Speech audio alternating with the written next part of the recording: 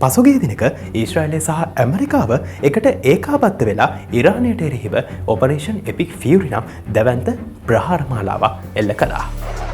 The United States military began major combat in Iran. Jets, 2 aircraft carriers, all these destroyers. They've never seen anything like this before. මේ ප්‍රහාර මාලාවේ මූලිකම අරමුණ උනේ ඉරානයේ න්‍යෂ්ටිකවියක් නිර්මාණය කිරීම වැළැක්වීමට සහ ඔවුන් සතු කිලෝ 440ක පමණ බලගැන්වූ යුරේනියම් තොගය විනාශ කිරීම. And we will ensure that Iran does not obtain a nuclear weapon. කොහොම නමුත් ඇමරිකාව ඉරානයේ මේ න්‍යෂ්ටික වැඩපිළිවෙල අඩපණ කරන්න උත්සාහ කරපු ප්‍රථම සහ එකම අවස්ථාවක් මේක නෙවෙයි. ඔවුන් අතීතයේදීත් මෙවැනිම ප්‍රහාර එල්ල කරලා තිනවා වගේම ඉරානයට එරෙහිව අතිශය භයානක ලොව ප්‍රථම සයිබර් කයිනටික් වෙපන් එක වෙන ස්ටෙස්නෙට් පවා භාවිතා කරලා තියෙනවා. ඉතින් මේ ලෝකයේ පවතින භයානක යුරේනියම් බලගැන්වීමේ තාක්ෂණය සහ ඉරානයට එරෙහිව භාවිතා කරපු ස්ටුක්ස්නෙට් නම් ඩිජිටල් මිසයිලේ කතාවයි. යුරේනියම් බලගැන්වීම එම නැත්නම් යුරේනියම් එන්රිච්මන්ට් එක කියලා කියන්නේ ඊටමත් සංකීර්ණ ක්‍රියාවලියක්. මේ එන්රිච්මන්ට් එක සඳහා අවශ්‍ය කරන යුරේනියම් අපිට ස්වභාවිකවම පොළවෙන් ලබා ගන්න පුළුවන්. නමුත් ගැටලුව කියලා කියන්නේ මේ විදිහට අපිට ස්වභාවිකව ලැබෙන යුරේනියම් වලින් 99.3%ක්ම පවතින්නේ යුරේනියම් 238 කියන සමස්ථානිකය වීම. නියුක්ලියර් වෙපන්ස් වල සහ නියුක්ලියර් රියැක්ටර්ස් වල න්‍යෂ්ටික ඉන්ධනය විදියට භාවිතා කරන යුරේනියම් 235 කියන සමස්ථානිකය පවතින්නේ 100.7ක ප්‍රමාණයක් විතරයි. ඒ වගේම මේවා ස්වභාවිකව හමු වෙන්නේ එකිනෙක මිශ්‍ර වෙච්ච මිශ්‍රණයක් විදියට. සමස්ථානික කියලා කියන්නේ එකම මූලද්‍රව්‍යයේ පවතින එකිනෙකට වෙනස් ස්වරූපයන්. අපි දන්නවා ලෝකයේ පවතින සෑම දෙයක්ම නිර්මාණය වෙලා තියෙන්නේ පරමාණු වලින් කියන එක. මේ පරමාණු වල ඉලෙක්ට්‍රෝන, නියුට්‍රෝන සහ ප්‍රෝටෝන වගේ විවිධ උපපරමාණු කංශු පවතිනවා. ඉතින් මේ සමස්ථානිකවල ඉලෙක්ට්‍රෝන සහ ප්‍රෝටෝන සංඛ්‍යාවන් එකිනෙකට සමාන වීම නිසා මේවායේ රසායනික ගුණ නම් එකිනෙකට සමාන වීම සිද්ධ වෙනවා. හැබැයි මේවායේ එකිනෙකට වෙනස් නියුට්‍රෝන සංඛ්‍යාවන් පැවතීම නිසා ඇතැම් භෞතික ගුණාංගයන් එකිනෙකින් වෙනස් වීම සිද්ධ වෙනවා. මේවායේ රසායනික ගුණාංගයන් සමාන නිසා කොහෙත්ම රසායනික ක්‍රමවේදයන් භාවිතා කරලා නම් අපිට යුරේනියම් 235 සහ යුරේනියම් 238 ඒවායේ ස්වභාවික මිශ්‍රණයෙන් වෙන් කරගන්න පුළුවන් කමක් නැහැ. නමුත් යුරේනියම් 238 හි නියුට්‍රෝන 3ක් වැඩිපුර පවතින නිසා සාපේක්ෂව ඒක ස්කන්ධයෙන් වැඩි වෙනවා. ඉතින් මේ යුරේනියම් වල පවතින සමස්ථානිකයන් එකිනෙකින් වෙන් කර ගැනීමට පවතින එකම ක්‍රමවේදය බවට පත් වෙන්නේ මේවායේ තියෙන මෙන්න මේ පුංචි ස්කන්ධ වෙනස භාවිතා කිරීම. මේ ස්කන්ධ වෙනස භාවිතා කරලා යුරේනියම් එකිනෙකින් වෙන් කර ගැනීම සඳහා ඉංජිනේරුවන් විසින් කේන්ද්‍රාවසාරී බලයන් උපකාරී කරගනු ලබනවා.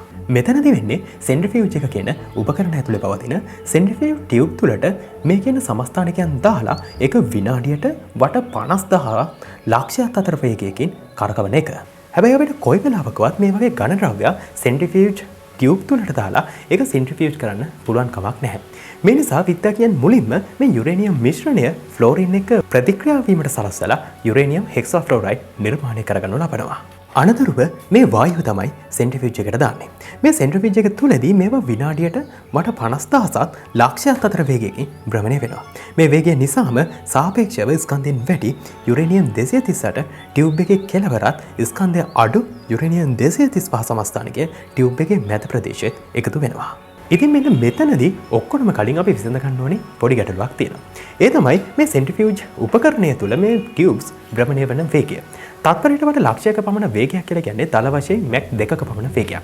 ඒ කියන්නේ ශබ්දයේ වේගය වගේ දෙගුණයක්. ඉතින් මෙන්න මේ කියන වේගයත් එක්ක මේ සෙන්ට්‍රිෆියුජ් උපකරණයේ තියෙන රෝටර්ස් සාමාන්‍ය සෙන්ට්‍රිෆියුජ් එකක වගේ භ්‍රමණය වෙන්න සැලසුවොත් මෙතනදී ඇතිවන ඝර්ෂණ බලය නිසාම සමස්ත උපකරණයම උණු වෙලා යාමක් සිද්ධ වෙන්න පුළුවන්. ඉතින් මෙන්න මේ තත්ත්වයන් මගහරවා ගැනීම සඳහා විද්‍යාඥයන් විවිධ ක්‍රමවේදයන් සහ විශේෂිත තත්ත්වයන් මේ උපකරණ තුළ භාවිතා කිරීම සිද්ධ කරනවා. වායු අණු මගින් ඇති කරන ඝර්ෂණ බලය වළක්වා ගැනීම සඳහා උපකරණය තුළ රික්තයක් පවත්වා ගන්නවා. ඊට අමතරව යාන්ත්‍රික ඝර්ෂණ බලය වළක්වා ගැනීම සඳහා මේ ටියුබ් උපකරණය තුළ භ්‍රමණය වීමට සලස්වන්නේ ප්‍රබල චුම්බක ක්ෂේත්‍රයන් භාවිතා කරලා. කොහොම නමුත් එක සෙන්ට්‍රිෆියුජ් එකකින් විතරක් මේවා වෙන් කර ගැනීම කොහෙත්ම ප්‍රායෝගික දෙයක් නම් නෙවෙයි. මොකද ඒක එන්රිච් කරන්නේ මේ පවතින යුරේනියම් වලින් ඉතාමත් සුළු ප්‍රතිශතයක් විතරයි. මේ නිසා වෙපන් එක නිර්මාණය කරන්න අවශ්‍ය නම් අපිට මේ වගේ සෙන්ට්‍රිෆියුජ් දහස් ගණනක් එක දිගට සැතපුම් ගණනක් ඔස්සේ නල පද්ධති මගේ සම්බන්ධ කරන්න සිද්ධ වෙනවා. අපි මේ වගේ පද්ධතියක් හඳුන්වන්නේ කැස්කේඩ් එකක් විදිහට. මෙහිදී යුරේනියම් වායුව යන්ත්‍රයෙන් යන්ත්‍රයට වඩාත් පිරිසිදු වෙමින් ඉදිරියට ගමන් කිරීම සිද්ධ වෙනවා. මෙන්න මෙතනදී තමයි භූදේශපාලනික වශයෙන් භයානක ගණනය ආරම්භ වෙන්නේ. ස්වභාවික යුරේනියම් මිශ්‍රණයේ ඉඳලා න්‍යෂ්ටික බලාගාර සඳහා භාවිත කරන 5%ක සංශුද්ධතාවයක් පවතින යුරේනියම් නිෂ්පාදනය සඳහා තමයි සමස්ත කාලයෙන් 80%කට වඩා වැඩි ප්‍රමාණයක් ගත වෙන්නේ. අනතුරුව යම් අවස්ථාවක 60%ක සංශුද්ධතාවයේ පවතින යුරේනියම් තොගයක් අත්පත් කරගත්තොත් ඉන් 90%ක සංශුද්ධතාවයේ පවතින වෙපන් ග්‍රේඩ් යුරේනියම් නිර්මාණය සඳහා ගත වෙන්නේ දින හෝ සති කිහිපයක් පමණයි. මෙන්න මේක තමයි ඇමරිකාව ඉරානය සතුව පවතින 60% දක්වා බලගැන්වපු යුරේනියම් තොගයට මෙච්චර බය වෙන්න හේතුව. අපි වර්තමානයේ මේ දකින භෞතික යුද්ධයන් හැම එකක්ම ආරම්භ වෙන්න කලින් ඉරානයේ න්‍යෂ්ටික වැඩපිළිවෙල ආරම්භයේදීම ඇමරිකාව සහ ඊශ්‍රායලය විසින් ඉරානය වෙත විඩස්මාකාරක ප්‍රහාරයක් එල්ල කරනවා. ඒ තමයි ලෝකයේ ප්‍රථම සයිබර් කයිනටික් වෙපන් එක. ඉරානයේ නටන්ස් යුරේනියම් එන්රිච්මන්ට් ෆැසිලිටි එක තිබුණේ සම්පූර්ණයෙන්ම එයා ග්‍රැබ් කළා. ඒ කියන්නේ ඒකට බාහිර ඉන්ටර්නෙට් එක කිසිම සම්බන්ධයක් තිබුණේ නැහැ. මේ දැවැන්ත ෆයර්වෝල් එක පහු කරන්න ඇමරිකානු බුද්ධ්‍යංශ විසින් සාමාන්‍ය USB ඩ්‍රයිව්ස් වලට භයානක කම්පියුටර් වෝම් එකක් ඇතුළත් කළා. අනතුරුව මේකේ වැඩ කරපු ඉංජිනේරුවන්ගේ සාමාන්‍ය USB ඩ්‍රයිව්ස් සමග ඒවා මිශ්‍ර වෙන්න ඉඩ හැරියා. ඔවුන් නටන්ස් ප්ලාන්ට් එකේ කම්පියුටර් එකකට මේ වගේ USB ඩ්‍රයිව් එකක් ප්ලග් කරපු ගමන්ම ලෝකේ පළවෙනි සයිබර් කයිනටික් වෙපන් එක අවදි වුණා. ඒ තමයි Stuxnet.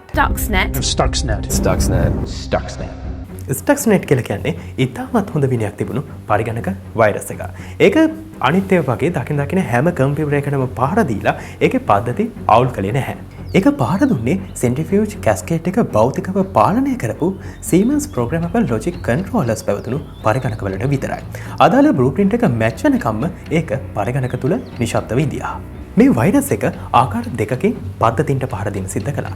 පළවෙනි විදිය තමයි ඒක ප්ලාන්ට් එකේ තිබුණ වැල්ස් වහලා සෙන්ට්‍රිෆියුජ් වල රොටර්ස් වල පීඩනය වැඩිවීමට සලස්සලා ඒවා විනාශ වීමට ඉඩ හැරියා. මේ අතරතුර වෛරසය විසින් පරිගණක තිරවල වැරදි දත්ත පෙන්නුවා. මේ නිසා මෙවැනි සෙන්ට්‍රිෆියුජ් යන්ත්‍ර සම්පූර්ණයෙන්ම විනාශ වෙලා යනකල් දැනගන්න ඉංජිනේරුවන්ටවත් හැකියාවක් තිබුණේ නැහැ. දෙවැනි ආකාරයේදී ඒක ප්ලාන්ට් එකේ තිබුණු ඉලෙක්ට්‍රිකල් ඩ්‍රයිව් සිස්ටම්ස් හයිජැක් කරලා සෙන්ට්‍රිෆියුජ් මෝටර් වල වේගය භයානක මට්ටමකට වැඩි කරලා යම් වෙලාවක් පවත්වාගෙන ඉඳලා අනතුරුව ක්ෂණිකවම ඒවේ වේගය අඩු කරලා දානවා. මේ හරහා මේ පරිගණක වෛරසය සෙන්ට්‍රිෆියුජේෂන් ප්‍රොසෙස් එක සම්පූර්ණයෙන්ම අවුල් කළා වගේම රිසෝසස් විශාල ප්‍රමාණයක් විනාශ කරලා දාන්න සමත් වුණා. Stuxnet වෛරස් එක නිර්මාණය කරලා තිබුණේ සදහටම නටස් මස් දස්සානේ හැංගිලා ඉඳගෙන ඒ පවතින යුරේනියම් එන්රිච්මන්ට් ප්‍රොසෙස් එක අවුල් කරලා දාන්න. හැබැයි මේ වෛරස් එකේ කෝඩ් එක කහපු වැරද්දක් නිසා මේක ලෝකයට අනාවරණය වුණා. වෛරස් එක නිර්මාණය කරලා තිබුණේ USB drive වල හැංගිලා එයා ගැප් එක පැනලා ෆැසිලිටි එක ඇතුළු වෙන්න.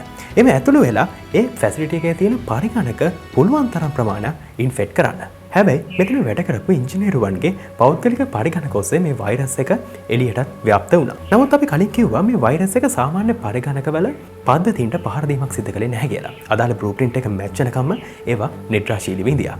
නමුත් අහම්බෙන් වගේ 2010 වර්ෂයේදී මේ නටන්ස් මධ්‍යස්ථානයත් එක්ක කිසිම සම්බන්ධතාවයක් නැති බෙලරුස් වල පැවතුණු පරිගණක රාශියක්ම එකවර ක්‍රෑෂ් වෙන්න පටන් ගත්තා. මේ සම්බන්ධව පරීක්ෂා කරලා බලනකොට තමයි මෙන්න මේ වෛරස් එක ලෝකයට අනාවරණය වුණේ. මේ අනාවරණයත් එක්කම පැහැදිලි වුණා මේ වෛරස් එක කොහෙත්ම සාමාන්‍ය හැකර් කෙනෙක් විසින් උදාහැරපු දෙයක් නෙවෙයි කියන එක. මොකද ඒක නිර්මාණය සඳහා දල වශයෙන් ඩොලර් මිලියන ගණනක්වත් වියදම් වෙනවා. ඉතින් මේ වගේ දෙයක් කරන්න පුළුවන් වෙන්නේ ඉහළ තාක්ෂණයක් තියෙන ලෝකේ ප්‍රබලම බුද්ධ්‍යංශයකට විතරයි. ඒ වෙනකොටත් මේ පරිගණක වෛරසය මගින් ඉරානයේ න්‍යෂ්ටික බලගෙන්වීමේ වැඩපිළිවෙල වසර ගණනාවකින් පස්සට දාලා අවසන්. Stuxnet කියලා කියන්නේ කොච්චර ටැක්ටිකල් මාස්ටර්පීස් එකක් වුණත් බටහිර උපාය මාර්ගයේ තිබුණ දුර්වලතාවය මේකත් එක්ක එළියට ආවා. ඒ තමයි knowledge trap එක. ඔයාට කම්පියුටර් වෛරස් එකකින් මැෂින් එකක් කඩලා දාන්න පුළුවන් වේවි. බෝම්බ දාලා ගොඩනැගිලි විනාශ කරන්න පුළුවන් වේවි. හැබැයි කවදාවත් කාගේවත් අදහසකට දැනුම් පද්ධතියකට බෝම්බ දාන්න බෑ. ඉතින් ඉරානය කොහොම හරි මේ සියලුම අභියෝග මැද්දේ ඉදිරියට ඇවිල්ලා 2026 වෙනකොට 60% දක්වා බලගන්වපු යුරේනියම් කිලෝ 440ක් පමණ අත්පත් කරගන්න සමත් වෙලා තියෙනවා.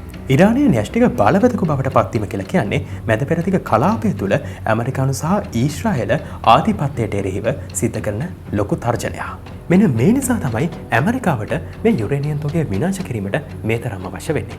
අනෙක් අතට යුද්ධයක් කියලා කියන්නේ තමත් වියදම් අධික දෙයක්. ඇමරිකාවට උනත් මේ වගේ යුද්ධයක් දිගින් දිගටම ඇදගෙන යන්න පුළුවන් කමකුත් නැහැ. ඒ නිසා උන්ටත් අවශ්‍ය මේ යුද්ධය පුළුවන් තරම් ඉක්මනට ඉවරයක් කරලා දාන්න. අනෙක් අතට ඉරානය පැත්තෙන් බලනකොට දිගින් දිගටම එල්ලවන ඊශ්‍රායල ප්‍රහාරවලට එරෙහිව සහ කලාපය තුළ ඇමරිකානු ආධිපත්‍යයට එරෙහිව ස්වාධීන රාජ්‍යයක් විදියට නැගී සිටීමට අවශ්‍ය කරන ආරක්ෂක පලියක් ලෙස න්‍යෂ්ටිකවිය අත්‍යවශ්‍යම වෙනවා. මොකද මේ වෙනකොට ඔය ගොඩක් රටවල් න්‍යෂ්ටිකවි තියාගෙන ඉන්නේ ඇත්තටම කාටවත් ගහන්න නෙවෙයි.